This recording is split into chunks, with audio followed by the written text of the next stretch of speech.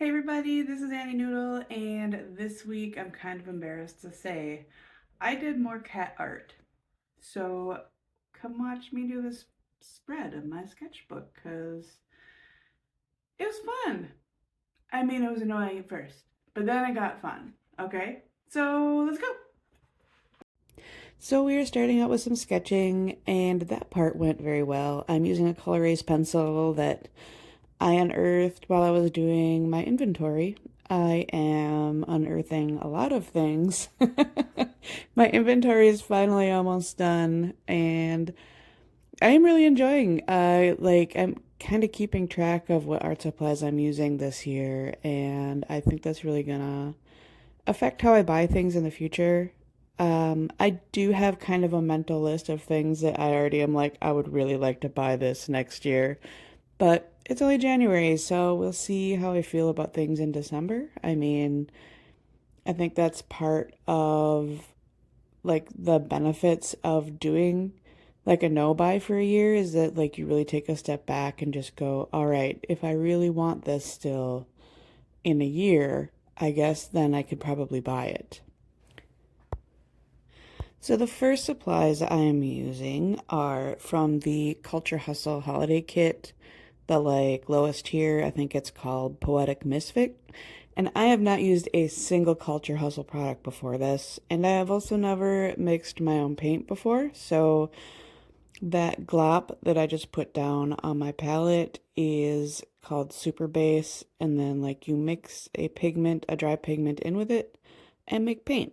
So the Super Base is an acrylic base, so this will make an acrylic paint.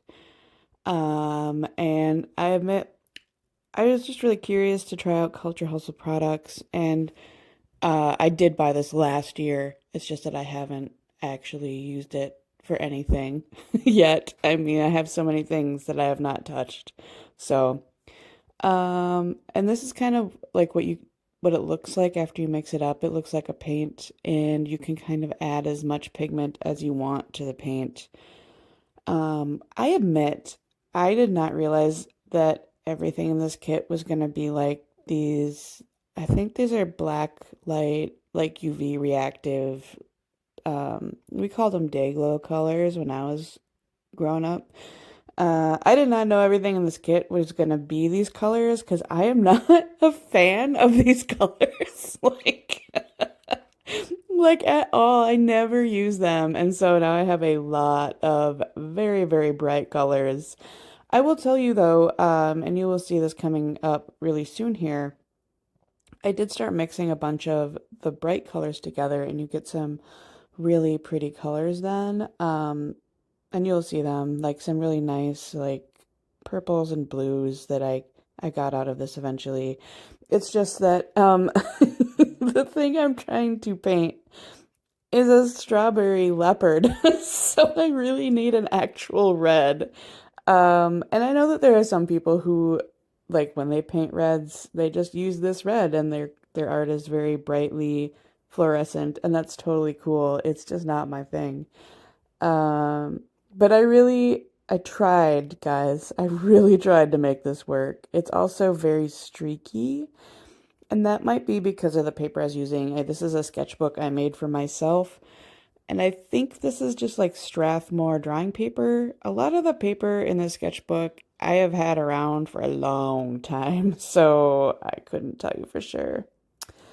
But we did try, I promise you, to just paint with just this one thing, and it did not work. Yeah, so you can see how streaky that looks and how much it's not covering. And I like was like, maybe it's me, maybe I need to go back in and add more pigment. I've never made myself paints before, like I said. And no, it did not help. I do like the blue a lot. I think the blue is really pretty. I will probably it's not like I'm not going to use this. I will go back and like figure out other ways to use these things. Or I'll give them away to somebody who's like, I really love horrible fluorescent colors. But yeah, I will keep trying to use them for a while. So that purplish blob you can see on the leopard's cheek there is actually a mix of, I think it's just some red and some pink and some of the blue. And it makes this really pretty kind of mauvish color, and I really liked it. So I'll be experimenting more with that. Here is where I kind of gave up. So this is Turner acrylic gouache, and I was like, yeah, I just want something that actually has coverage. So I started using that. And the first color I used is this one, and I did not like it. Like, I actually went through a few different colors before I found one that I actually liked. And yeah, you can. So the cool thing is that underneath the Turners, you can still kind of see where I had started in with that purple that I had mixed up, and I really liked that. And you'll see later on that I actually use that purple and go through and put shading in other places on this leopard and on the other leopards. So this one, okay, my favorite part about this spread in my sketchbook, and I do end up liking it, my favorite part is that each of these leopards has like a totally different personality by the time I'm done. Oh yeah, so here is where you can see that I'm going in with that darker purpley color to make some shadows. And you can see how very, very bright those colors are still. But yeah, like that, I like that blue color, and I really like that kind of purpley color that I mixed. Yeah, so fun things will happen with these. I'm not sure what yet. I definitely want to try them on different paper, and I would like to actually see if they glow under black light because I don't have a black light. So, I mean, that would be an interesting thing too. So, in case you're wondering, strawberry leopards came about either because one day I saw a strawberry and I was like, that looks like leopard spots, or because I saw a leopard and I was like, that looks like strawberry seeds. I don't know which one.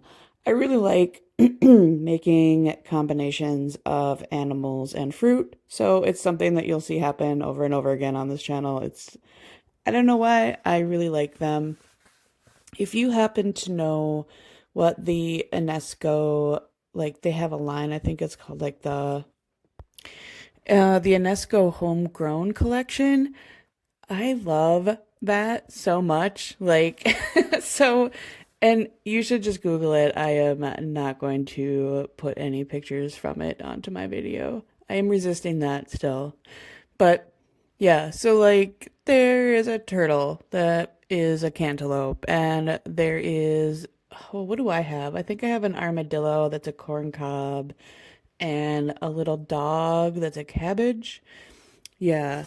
My mom has two adorable lovebirds that are pairs, and they're so cute. I love that. Anyways, so I've just always really liked that, and it makes me laugh, so I collect them. I only have a couple, which is totally fine. I don't need to be overrun with them. But, and then I also found at one of those pop-up stores that happens around the holidays, I found a corn cob dragon. Yeah. If I remember later, I will put a picture of him up in my community tab for you guys to see. So, yeah, I just really think the combination of food and animals is funny and interesting. So, and other people must too, because a lot of people collect those homegrown animals, and a lot of other people also just make random food animal art. And yeah, I'm okay with that. I will happily share this weird food animal space with as many people as want to come hang out here with me. So, back to the painting. I am working on getting some layers and some depth into this leopard, so I want to accentuate the places where there's going to be a shift in values. And this leopard is sitting in a way that kind of makes all the skin wrinkle around its face in these adorable big chunks. So I'm just trying to get those chunks. and then outline the paw and add more shade and shadows around that to so that you can see that there is a difference in depth in between the paw and the face and the neck and the body, which I haven't even painted yet at this point. And in case I didn't say it earlier, definitely this paper was not made for wet media. It buckles so much and I have to wait for it to dry before I can do anything. And it never fully flattens out. So, yeah, I definitely I made this a lot harder on myself than it needed to be. I admit, I just wasn't thinking about it when I started. I was like, oh, I'm just gonna use this spread and blah, blah, blah, blah, and yep, yeah. And then everything was bad. That's okay though. I am, I'm enjoying this part. Like when I was doing it, I was enjoying this part. But I do get like really frustrated again when I start coming in with colored pencils like I do right here. I'm gonna pretend like I timed that on purpose. Good job, me. So I start coming in with colored pencils, and for some reason I thought colored pencils would be okay over turners, and they just fought me. They worked okay for like subtle shading stuff like this, but when I go in and do the eyes like this, they did not want to make marks that were as dark as I wanted them to be. So, and that I definitely think is just user error. I don't use colored pencils a lot, and so I didn't really, you know, didn't, have my expectations set correctly. So I started struggling, and I was like, well, this is turning into no fun. And then I started going in with Poscas. And then everything got a lot more fun again. And I just calmed down. And I was like, this is a sketchbook. This is not a big finished piece. This is exploration and fun. Like, if you want to paint a nice tiger or leopard or whatever I am trying to say here, if you want to paint a nice leopard someday, that's fine. This is your sketchbook. Calm down, Annie. Calm down. Also, I wanted to mention, in case I haven't said this before, like, I apologize that my video upload day has been kind of shifting all over the place. And that's because I am trying to take it easier on myself. Like, I don't want to stress myself out about getting these videos out when it turns out that I have to fight with my materials, or I have a lot of family stuff going on, or I am busy at my day job. So, yeah, I am aiming for one a week, but it might not be on the same day. And it might be two a week sometimes. Like, it's just going to really depend upon what my life is doing and the kind of projects that I'm trying to share with you guys. Some of them get pretty involved, like my last cat head sculpt and mold and cast video. That was a lot of work. So, yeah. But yeah, I just, like, thanks for being patient.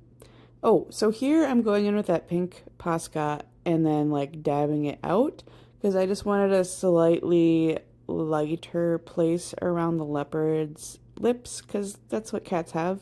Or, leopards, they have like a lighter white spot around their lips. And oh yeah, I loved making the whiskers. I might have gone a little overboard with the whiskers, but I have no complaints because it was fun, and this is a sketchbook, and I was exploring. Yeah. So I still went through and used the colored pencils for shading, just for like these gentle, like shaded parts that I wanted to get. And they worked really well for that. They just couldn't make dark marks on the acrylic, which, yeah, I really should have probably known that, but well. It's all about learning new things. And all of these are from references that I got from Free References for Artists. It's a group I'm on Facebook. Really great group. Lots of really great photographers sharing their work with you for free. And yeah, lots of other artists that just post what they make from the references. And it's really cool. pretty friendly group. And usually if you have a request, like there are 50 people that are like, oh, here's pictures. And it's really nice. Um, and yeah, it's also a very, it's a group oriented group. Like, we, the mods there are really great and they really come down on people who are harsh or critical or rude, and that kind of malarkey is not tolerated. So it's nice to be in a group like that, especially when there's a lot of groups that are not like that. So I am going in with Posca pens and putting in various colors and highlights. Here I am trying to put in the highlights in the eyes. They're not highlights, but you know what I mean. Like most eyes, when you look at them, are lighter at the bottom and then darker at the top because the eyelashes shade the top part of the eye. So I was trying to get that effect in there. And now I'm going in with the red. And the red in the set is very pink. But that's okay. But like for this leopard, when I went over it with the acrylic gouache, I did not do a dark, I did like a really light wash with it. And so there's a lot of really light parts, and that's totally fine. I just like there are some parts that I want darkened. And then I'm going in the purple to make deep shadows underneath his little strawberry crown. And again, add dark areas to the eyes. So if you guys haven't heard of Culture Hustle, which probably most of you have, but I have never bought anything from them before, so I didn't know this. They have a very community-minded spirit to them where they try to get art materials to families in need who like might not necessarily have access to those things because they're kind of a luxury item. According to some people, I kind of think that people need art. And if we didn't have art, yeah, I am not going to launch into a big thing about that because nobody wants to hear that. But so Culture Hustle, the kit that I got, I had the option to be like, I can't afford to pay full price and then get it cheaper, or the option to pay the full price and that extra would be allocated to a kit for somebody who couldn't afford to pay full price. And I think that's really awesome. Like, it's really nice to give people those options, and they've been doing it for enough years now that there must be enough honest people in the world who are like, no, I can afford to pay full price, pay it forward. Um, yeah, so like it doesn't like overbalance, and then suddenly like the company's like, we can't afford to do that anymore. So what you just saw me do there with the green Posca is this leopard is actually laying on a tree branch. And I was like, gosh, I don't know what to do because I don't want to like have a giant brown tree branch in there because there's nothing else brown in here. And it would look weird to have like a really brown, semi-realistic tree branch and then like have these kind of, crazy colored strawberry leopards. Yeah, so I just went around an outline with a Posca pen instead. Yeah, we're getting pretty close to the end now because I'm just going around the background elements and adding little bits here and there that seem interesting because I wanted some background elements so that the spread feels cohesive. Little strawberry blossoms. If you ever feel like your lines are boring, try not finishing them. I know it's hard to get to that point, but if your lines aren't fully connected, they're way more interesting to look at. And people, like, our brains just finish the lines anyways. Like, nobody's gonna be upset. And here we are circling back around to my problem child. I almost didn't go back to this one. I almost just left it because I was like, oh, nothing is bringing that back. But I mean, like, spoiler, I do end up liking it. So, except the eyes, like, I don't know what it is, but like the eyes in this one were extra gritty. And so, like, the colored pencil made them look a little, I don't know. Yeah, gritty, I guess is the word that I want there. And I like it when it's done. It's not art that I would sell, but I am happy with the outcome for a sketchbook page. Definitely, this process got a lot more fun when I remembered that, like, my sketchbook pages do not have to be perfect. I can just explore and have fun and make art with whatever materials that I feel like will help me. Like, it doesn't have to be amazing. It can just be fun and happy. Yeah, so I am going through now and making little poofy hairs. This is based on a snow leopard, so snow leopards have all of the poofy hair.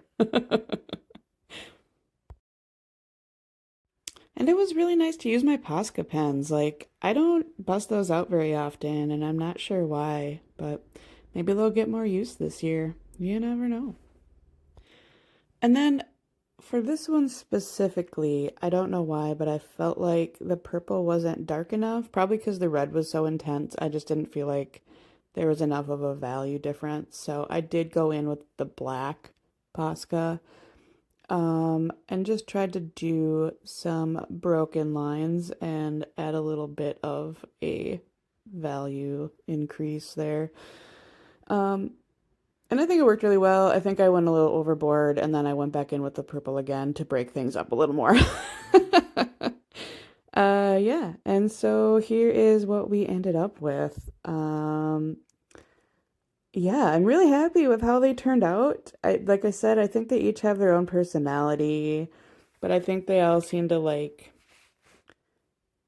fit together still. Like I could see I don't know how to say this. I could see these being real. These are really what strawberry leopards would look like for sure. Yeah, comment below with what your favorite one is, and yeah, let me know if there's a strawberry, or sorry about that, if there's a fruit animal that you would like to see me do in the future. Yeah. And I will see you guys next week. Bye-bye.